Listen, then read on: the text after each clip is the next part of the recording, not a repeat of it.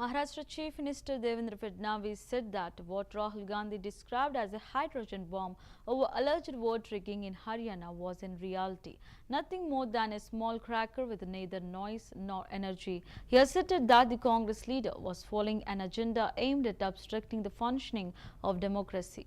Fadnavis alleged that Rahul Gandhi's actions aligned with external forces trying to erode faith in India's democracy and constitutional institutions. He said these forces were creating false narratives against the constitution and the army, accusing Rahul Gandhi of questioning the very system established by the constitution and of viewing the armed forces through caste lines.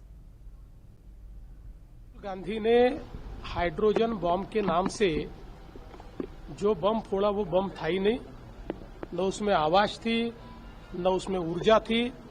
ये तो छोटा लवंगी फटाका था।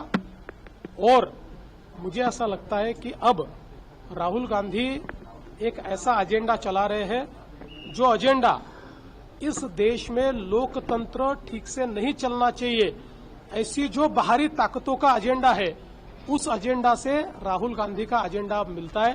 क्योंकि ये सारी बाहरी ताकतें यही प्रयास कर रही है कि भारत के लोकतंत्र से और भारत के संविधान से जनता का विश्वास उठ जाए।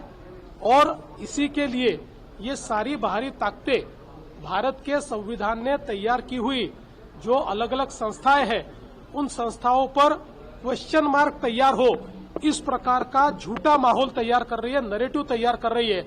और उसी नैरेटिव को राहुल गांधी चला रहे हैं। इससे दुख भरी बात क्या हो सकती है, जहां एक और हमारी सेना को भी जातिगत रूप से देखने का प्रयास राहुल गांधी करते हैं। तो मुझे समझ में नहीं आ रहा कि राहुल जी किसके लिए काम कर रहे हैं। सेना के ऊपर क्वेश्चन मार्क, संविधान के ऊपर क्वेश्चन मार्क, संविधान के संस्थाओं ने जो व्यवस्था खड़ी की है उसके ऊपर क्वेश्चन मार्क। ये एजेंडा किसका है, ये राहुल गांधी किसका एजेंडा चला रहे हैं, अब ये बिल्कुल स्पष्ट हो रहा है। वो सीसीआई ने काबू कर दिया। राहुल गांधी ने